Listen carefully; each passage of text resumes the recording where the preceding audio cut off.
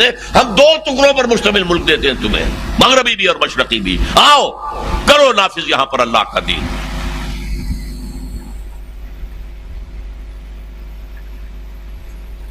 قرآن مجید میں ذکر ہے بنی اسرائیل نے حضرت موسیٰ سے شکوہ کیا کہ موسیٰ آپ کے آنے سے پہلے بھی ہم پر عذاب ہوتے تھے، یہ فرعونی ہمیں ستاتے تھے، آپ کے آنے کے بعد بھی وہی حال ہے، ہماری تو اس قسمت میں کوئی تبدیلی نہیں ہوئی۔ حضرت موسیٰ کا کیا جواب تھا جو ہے قرآن میں؟ عَسَىٰ رَبُّكُمْ أَن يُهْلِكَ عَدُوَّكُمْ وَيَسْتَخْلِفَكُمْ فِي الْأَرْضِ فَيَنظُرَ كَيْفَ تَعْمَلُونَ۔ قریب ہے کہ تمہارا رب تمہارے دشمن کو ہلاک کر دے گا، غرق کر دے گا، تمہیں زمین میں خلافت دے گا، حکومت دے گا، پھر دیکھے گا تم کیا کرتے ہو۔ فَيَنظُرَ كَيْفَ تَعْمَلُونَ، وہی ہمارے ساتھ اللہ نے کیا۔ لو میں تو کم سے کم مجھے تو یاد ہے، میں تو پاکستان کی تحریک کا ایک ادنا کارکن، ننھا کارکن کہہ لیجئے، ہائی اسکول کے اسٹوڈنٹ کی حیثیت سے ضلع حصار کی مسلم اسٹوڈنٹ فیڈریشن کا میں جنرل سیکریٹری تھا۔ سن 46 میں مسلم اسٹوڈنٹ فیڈریشن کا ایک بہت بڑا اجلاس ہوا لاہور میں، حبیبیہ ہال اسلامیہ کالج میں، قائد اعظم بھی تشریف لائے تھے، اور ہر ضلع سے صرف 2 نمائندوں کی اجازت تھی، زیادہ نہیں آنے کی اجازت نہیں تھی۔ ضلع حصار سے آنے والے 2 میں سے ایک میں تھا۔ ہم نے نعرے لگائے، پاکستان کا مطلب کیا، لا الہ الا اللہ۔ ہم نے جمعۃ الوداع عیدین کے اندر گڑ گڑا کر دعائیں مانگی۔ اللہ نے کہا لو اب دیکھیں تم کرتے کیا کیا ہے ہم نے۔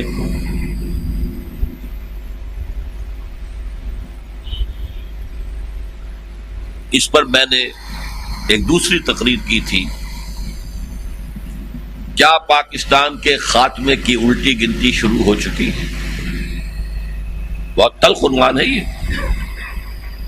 الٹی گنتی ہوتی ہے نا، 10 10 9 8 7 6 5 4 3 2 1 گو، یہ ہوتا ہے نا، یہ الٹی گنتی شروع ہو گئی ہے، اور میری رائے ہے ہو چکی ہے۔ کیوں؟ جو مثبت سبب تھا اسلام کا وہ ہم نے کیا نہیں، نظام دی ختم، نو جسٹیفیکیشن فار پاکستان۔ وہی سودی نظام وہاں وہی یہاں ہے، بلکہ وہ بہتر ہے، انہوں نے جاگیرداری نظام تو ختم کر دیا تھا، ہمارے اوپر تو یہ مصیبت مسلط ہے ابھی تک۔ جمہوریت آئے کیسے؟ دانشور لکھتے رہیں گے جمہوریت کا باپ نہیں آ سکتا یہاں پر جب تک کہ جاگیردار بیٹھا ہوا ہے۔ یہ تو ان کا میوزیکل چیئرز گیم ہے، باپ کے بجائے بیٹا یا بھتیجا یا فلاں، یہ وہی آئیں گے، چند گھرانے ہیں، تو مداری ہو، لغاری ہو، مداری ہو، جو بھی ہو، وہی خاندان ہے، وہی وڈیرے، وہی جاگیردار، وہی قوانین، وہی بلوچستان کے قبائل کے سردار۔ جمہوریت کہاں سے آ جائے گی؟ میں عالم عرب کے بارے میں تو یقین سے کہہ رہا ہوں، احادیث نبویہ سے صاف ظاہر ہے، ویل للعرب من شر قد اقترب، عربوں کے لیے ہلاکت ہے۔ حدیث میں آتا ہے کہ ایک شخص کے 100 بیٹے ہوں گے تو 99 مر جائیں گے، ایک بچے گا۔ سب سے بڑے مجرم وہ ہیں، ان کی مادری زبان میں اللہ کا کلام، اور انہوں نے اللہ کے کلام کے پیچھے اپنے آپ کو نہیں لگایا، اسے اپنا امام نہیں بنایا۔ کہتے ہیں وَاجْعَلْهُ لَنَا إِمَامًا وَنُورًا وَهُدًى، اسے ہمارا امام بنا دے۔ تم بناؤ گے تو بنے گا نا امام، بنانے کو تیار ہی نہیں، دعائیں مانگ رہے ہیں بڑی لمبی لمبی، 1 گھنٹے کی دعا جو ہے حرمین کے اندر مانگی جا رہی ہے، تراویح کے بعد اور ختم قرآن کے بعد۔ یہ دعائیں تمہارے منہ پر دے ماری جاتی۔ ہو کون تم؟ لستم علی شیء حتی تقیموا التوراۃ والانجیل وما انزل الیکم من ربکم، اے نبی کہہ دیجیے اہل کتاب سے تمہاری کوئی حیثیت ہماری نگاہ میں نہیں ہے جب تک کہ تورات اور انجیل کو قائم نہیں کرتے۔ یہی بات اپنے بارے میں سمجھیے، یا علی القرآن لستم علی شیء حتی تقیموا القرآن، جب تک قرآن کے نظام کو قائم نہیں کرتے تمہارا منہ نہیں ہے کہ ہم سے دعا کرو، دفع ہو جاؤ۔ تم پڑھو قنوت نازلہ، کوئی اثر نہیں ہوگا۔ ڈھاکہ فال ہو گیا، روتے رہے، چیخ چیخ کر پکارتے رہے، حرمین میں پکارتے رہے، سنا اللہ نے۔ ابھی مرا ہے وہ جگجیت سنگھ اروڑا، جس کے سامنے یوت الجزیۃ عن ید وہم صاغرون، آپ کے جرنیل ٹائیگر نے اپنا جو ہے ریوالور پیش کیا تھا. جگجیت سنگھ اروڑا یہیں کا تھا، گجرانوالے کا. بہرحال ابھی ایک امید ہے، جب تک بھی اللہ تعالیٰ مہلت دے دے. لیکن اس کا راستہ کیا ہے؟ پہلے تو میں امید افزا باتیں آپ کو بتا دوں. احادیث صحیحہ میں اس کی خبر دی گئی ہے کہ قیامت سے قبل پوری دنیا میں اسلام کا نظام قائم ہوگا. اور یہ اتنی پختہ حدیثیں ہیں کہ جو شخص ان کو پڑھ کر بھی شک کرے اس بات میں، میں سمجھتا ہوں اس کا ایمان حضور پر نہیں ہے صلی اللہ علیہ وسلم. میں پڑھ نہیں سکتا، وقت نہیں ہے اتنا، لیکن ہم نے نوید خلافت کے نام سے 4 ورقہ بہت لاکھوں کی تعداد میں شائع کیا ہے. غلطی ہوئی ہے، آج بھی مجھے لے آنا چاہیے تھا 200-400 آپ کو تقسیم کرنے کے لیے. دوسرے اشارے ہیں. یہ پہلی بات تو ایسی ہے 100% کہ جس میں شک نہیں. مجھے جتنا مجھے یقین ہے کہ مجھے موت آئے گی، اور جتنا مجھے یقین ہے کل صبح سورج طلوع ہوگا، اتنا ہی یقین ہے کہ پوری دنیا پر اللہ کے دین کا غلبہ ہوگا. اس وقت یہودی اور عیسائی اسلام کو مٹانے پر تل گئے. عیسائی یہودیوں کے اعلی کار ہیں، اصل جو یوز کر رہے ہیں انہیں وہ یہودی ہے، زائنسٹ. اور یہودیوں کا اصل اعلی کار ویسٹ، وائٹ اینگلو سیکسن پروٹیسٹنٹس، برطانیہ کے لوگ اور یو ایس اے کے پروٹیسٹنٹس، جنہیں کہا جاتا ہے کرسچین زائنسٹ. یہ زائنسٹ ہیں، یہودی ہیں اگرچہ عیسائی ہیں. یہ تلے ہوئے ہیں اسلام کو ختم کرنے میں. اقبال نے کہا ہے دنیا کو ہے پھر مار کا روح و بدن پیش، تہذیب نے پھر اپنے درندوں کو ابھارا، اللہ کو پامر دیے مومن پہ بھروسہ، ابلیس کو یورپ کی مشینوں کا سہارا.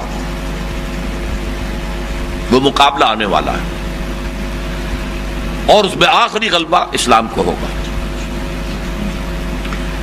اس کے لیے پہلے کسی عرب سے مشرقی علاقے کے اندر نظام خلافت قائم ہوگا. حضور کی یہ حدیث بھی ہے کہ مجھے ہندوستان کی طرف سے ٹھنڈی ہوا آ رہی ہے. اقبال نے کہا میرے عرب کو آئی ٹھنڈی ہوا جہاں سے، میرا وطن وہی ہے، میرا وطن وہی. اور حدیث میں آیا ہے یخرج الناس من المشرق یؤطئون للمہدی یعنی سلطان. کسی مشرقی ملک میں اسلام کا نظام قائم ہوگا اور وہاں سے فوجیں آئیں گی جو عرب میں حضرت مہدی کی حکومت قائم کریں گی. حضرت مہدی کا ظہور تو وہی ہوگا عرب میں، لیکن عرب کھوکھلے ہو چکے، عیاشیوں کی وجہ سے ختم ہو چکے، ان میں دم نہیں ہے. فوجیں جائیں گی کسی مشرقی. اب مشرق میں کون ہے؟ ایران ہے، وہ خلافت کا قائل ہی نہیں، وہ تو امامت کے قائل ہیں. پھر افغانستان ہے، پھر پاکستان ہے. یہ ہے وہ خطے کہ جہاں سے انشاءاللہ خلافت کا نظام دوبارہ ابھرے گا اور یہیں سے پھر پھیلے گا. لیکن کیسے ہوگا؟ میرے نزدیک بڑی مہلت میرے اور آپ کے پاس کم رہ گئی ہے کہ پاکستانی قوم میں 2 سطحوں پر توبہ کا عمل شروع ہو جائے. دیکھیے تمام رسولوں کی تاریخ میں ایک ایکسیپشنل مثال ہے حضرت یونس علیہ السلام کی. جب رسول یہ کہہ دیتے تھے کہ اب اللہ کا عذاب آ کر رہے گا، تو پھر اس عذاب کے آثار شروع ہونے کے بعد چاہے کتنی ہی توبہ تلہ کر لیں پھر وہ لوٹتا نہیں تھا. الا قوم یونس، اس کا استثناء صرف ایک ہے، قوم یونس. اس کی وجہ کیا ہے؟ اس کے معاملے میں حضرت یونس سے خطا ہو گئی. اللہ کا اصول یہ ہے کہ رسول جس قوم کی طرف بھیجا گیا وہ اپنی جگہ نہیں چھوڑ سکتا جب تک کہ اللہ کی ایکسپریس پرمیشن نہ آ جائے. آپ نے سنا ہوگا سیرت میں کہ ہجرت مدینہ کا عام اعلان حضور نے کر دیا تھا، جو جا سکتا ہے چلا جائے، چلے جائیں، کہ اپنے لیے منتظر تھے۔ حضرت ابو بکر پوچھتے تھے جی اجازت آ گئی؟ نہیں ابھی نہیں آئی۔ اجازت آ گئی؟ نہیں آئی۔ جب تک اجازت پر رسول نہیں چھوڑ سکتا اپنی جگہ۔ وہ غصے میں بھرے ہوئے تھے کہ یہ قوم ناہنجار ہے، چھوڑ کے چلے گئے، لہذا مچھلی کے پیٹ میں پہنچا دیا اللہ نے، اور وہاں انہوں نے تسبیح کی لا الہ الا انت سبحانک انی کنت من الظالمین۔ پھر اس مچھلی نے اگلا ہے مکران کے ساحل پر۔ یہ ایک تحقیقی مضمون تھا جو میں نے شائع کیا تھا میثاق میں، مکران کے ساحل پر۔ بہرحال یہی شکل پاکستان کی ہو سکتی ہے اب بھی، اگر توبہ کر لیں۔ اس توبہ کی دو سطحیں ہیں، عوامی توبہ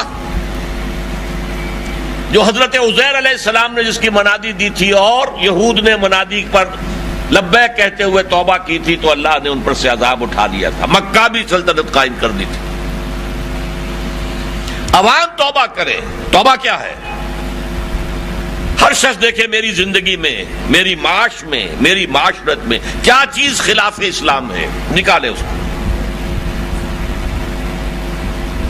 اگر آپ کی کمائی میں کوئی حرام کا عنصر ہے، کوئی رشوت ہے، کوئی سودی معاملہ ہے، کوئی بیع و شراء غلط کر رہے ہیں، شریعت کی روح سے صحیح نہیں ہے، جو بھی کچھ ہے پاک کیجئے۔ مکان سود پر لیا ہوا بیچیے، پے آف کیجئے، رہیے کسی کرائے کے مکان میں، جھونپڑی میں رہیے، گھر میں شرعی پردہ نافذ کیجئے، شرعی پردہ، رواجی پردہ نہیں۔ یہ علماء سے پوچھئے شرعی پردہ کون سا ہوتا ہے؟ کیا بہنوئی اور سالی کے درمیان پردہ ہے یا نہیں ہے؟ اور دیور اور بھابھی کے درمیان پردہ ہے کہ نہیں ہے؟ پوچھئے علماء سے۔ حضور نے تو دیور کے بارے میں فرمایا تھا والحم و موت، دیور تو موت ہے۔ اور ہندوؤں کے ہاں تصور کیا؟ دیور ور کسے کہتے ہیں؟ ور شوہر، دیور دوسرا شوہر۔ یہ تو ان کے کلچر کا حصہ تھا جو سب سے زیادہ نمایاں تھا سکھوں کے ہاں۔ ایک بھائی کی بیوی آ گئی، سارے جو ہیں آرے لگ گئے، یہ ان کا کلچر تھا۔ بہرحال اسلام میں دیور اور بھابھی کا پردہ ہے، شالی اور بہنوئی کا پردہ ہے، اللہ نے دے دیے ہے۔ یہ ہے محرم جن کے سامنے عورت آ سکتی ہے کھلے چہرے کے ساتھ، باقی ہر انسان کے سامنے اسے چہرے کے اوپر نقاب لے کر آنا ہوگا۔ توبہ کریں اس کی، اور یہ توبہ کرنے کے بعد عزم مصمم کریں ان صلاتی و نسکی و محیایا و مماتی للہ رب العالمین۔ اے اللہ، کاروبار پیچھے، ملازمت پیچھے، پروفیشن پیچھے، پہلے میں تیرے دین کے لیے تن اور من اور دھن لگاؤں گا۔ اس کے لیے کسی نہ کسی جماعت کا انتخاب کیجئے جو آپ کو صحیح معلوم ہو، جو بہتر معلوم ہو۔ اس میں آپ کو صرف بتا سکتا ہوں 5 باتیں دیکھیے۔ نمبر 1، سیکٹیرینزم پر مبنی نہیں ہونی چاہیے۔ دیوبندی، بریلوی، اہل حدیث، شیعہ، اس بنیاد پر نہیں۔ دین ایک ہے، دین کے لیے ہونی چاہیے، مسلک کے لیے نہیں۔ نمبر 2، اس کا ڈکلیئرڈ گول ہونا چاہیے کہ ہمیں نظام بدلنا ہے، صرف تبلیغ نہیں کرنی ہے، صرف مسجد نہیں بنانی ہے، صرف پڑھانا ہی نہیں ہے، دین قائم کرنا ہے۔ نمبر 3، اس کا ڈسپلن ہونا چاہیے، لسن اینڈ اوبے، فاسمعوا واطیعوا۔ نمبر 4، اس سے پتہ کیجئے کیا میتھڈولوجی ہے آپ کے سامنے، کس طریقے سے آپ اسلام لانا چاہتے ہیں، اور آپ کیسے ریلیٹ کرتے ہیں سیرت النبی سے، اس لیے کہ ایک ہی مرتبہ ایک ہی نبی کے ہاتھوں اسلام قائم ہوا دنیا میں، اور وہ محمد ہیں صلی اللہ علیہ وسلم۔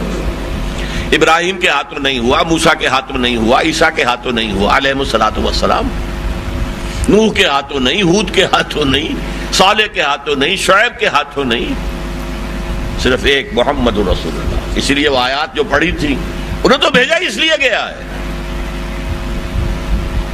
هو الذی ارسل رسولہ بالہدی ودین الحق لیظہرہ علی الدین کلہ۔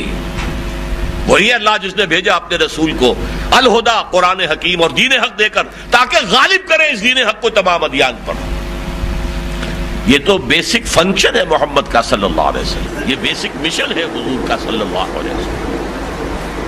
اس کی جد و جہد میں اور پانچویں بات یہ کہ اس جماعت کی قیادت کے قریب جا کر سونگی ہے کہ خوشبو آ رہی ہے یا نہیں خلوص کی.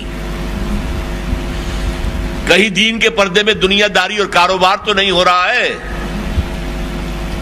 یہ 5 باتوں میں اگر کوئی جماعت 33% بھی آپ کو صحیح نظر آئے اس میں شامل ہونا فرض. لا اسلام الا بالجماعہ, جماعت کے بغیر کوئی اسلام نہیں.